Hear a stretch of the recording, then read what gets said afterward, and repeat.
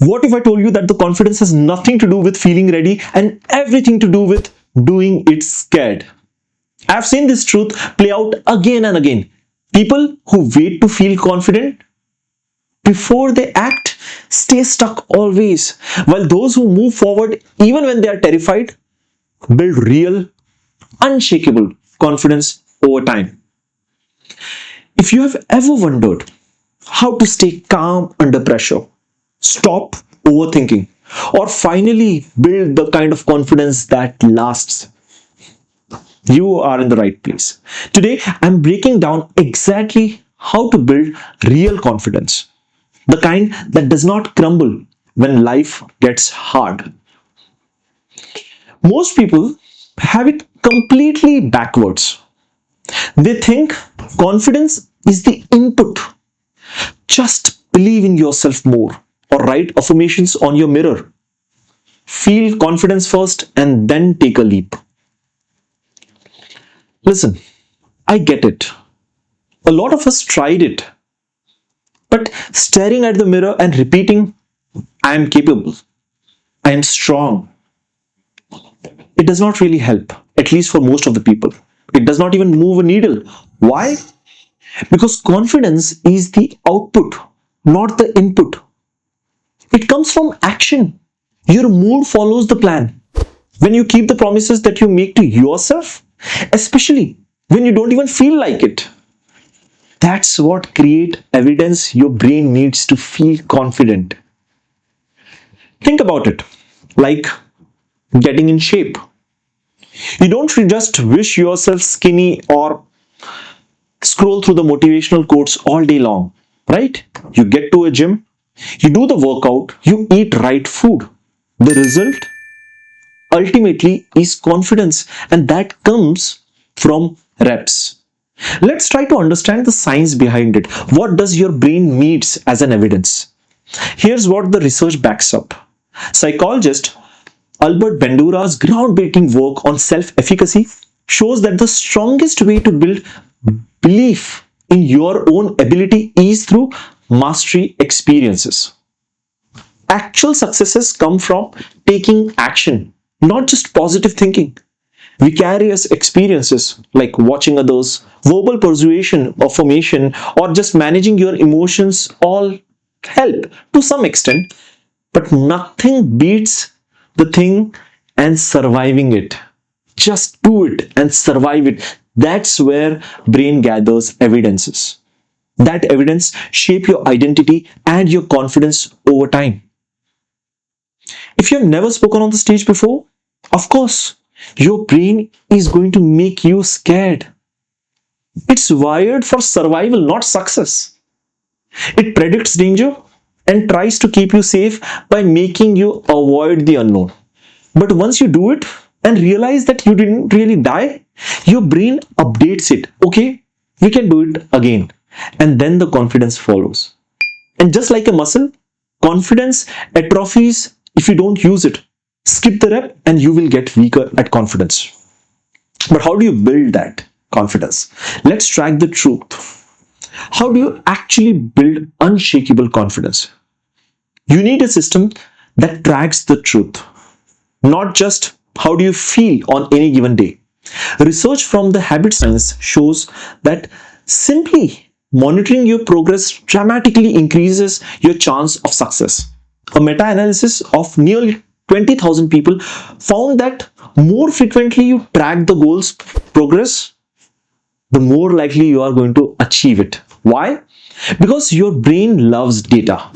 It overrides emotional stories like I'm not making progress or I'm bad at this with objective evidences.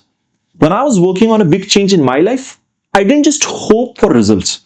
I tracked every single day what I did, what I ate, how I showed up.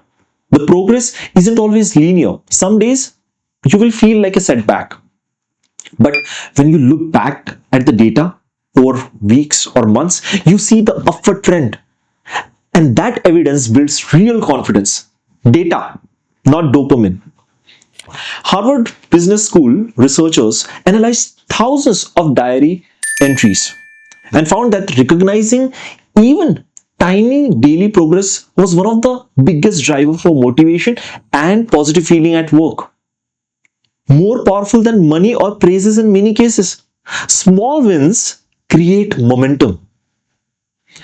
Let's see the power of baby steps. If you're struggling with consistency, here's the secret. You're probably trying to leap too far too fast. The fastest way to build the confidence is to start so small that you can't fail. Behavior scientist B.J. Fogg from Stanford, in his tiny habit method, proved this through coaching thousands of people. Make the behavior ridiculously small, like flossing one tooth or making your bed, or just anchor it with something that you already do. Celebrate this immediately. That tiny success releases a bit of dopamine and builds the identity. I am the kind of person who follows it through. Over time, these tiny tweaks compound into massive changes. One coach I know, he did not even start any new client with a strict diet or a gym session. In the first week, he just had to make them make their bed every morning and take a photo. Sounds crazy small, right?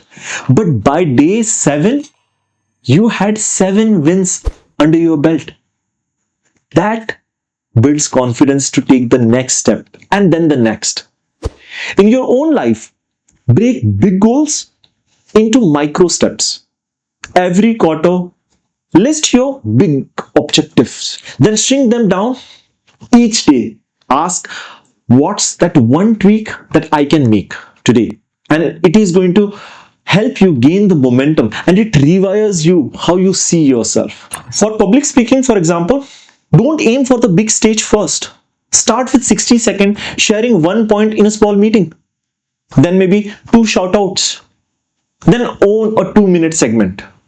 Build up gradually. Each small win proves your brain that I can handle it. But what if you are too scared to even start those baby steps? Here's the truth that most people miss. You don't need to eliminate fear before you act. Emotion follows motion. Choose to tolerate the discomfort rather than waiting for it to disappear. See, fear is a mile wide and an inch deep. It's your brain doing its job, signaling potential risk. But the research on courage shows that it's not the absence of fear, it's acting despite it. Every time you take a step into a scary thing, maybe it's a conversation or the stage or the launch or any difficult decision, your body physiologically calms you down faster than you expect, often within seconds or within minutes, because you did not run away. Picture this: the thing that you have terrified of, maybe a tough talk with your boss, starting that side business, or firing someone. Instead of trying to meditate or affirm the fear away, pack the fear in your purse and take it with you. Feel it in your stomach. Notice the sweaty palm, the racing heart, and do the thing anyway. That's how you behave your way into getting that confidence. Over time, you build so much of evidence that it becomes unreasonable not to feel confident. You have done the hard things first. Now you have survived, so you can do it again. Building confidence is the foundation for everything that you want in life. Better leadership, bigger goals, or deeper relationship. The formula is simple but powerful. I'll tell you the 4 methods which we just spoke of. First is confidence is output, not input. So you need to act first. Second is track your wins. Feed your brain data, not just feelings. Third, break it into tiny tweaks. Just start small so you can't lose. And fourth is doing it scared. Take fear with you and move anyways. Right now, I want you to visualize that one thing that you are scared of and you really wish that you had the confidence for. Picture yourself taking that fear along with you and doing it anyway. Feel how that shifts things. If this resonates, please drop a comment. What that one tiny step that you have committed this week. Hit like if you are ready to build the real confidence through action. Subscribe for more such practical mind shift, and I'll see you in the next one. You have got this. Now go do it scared.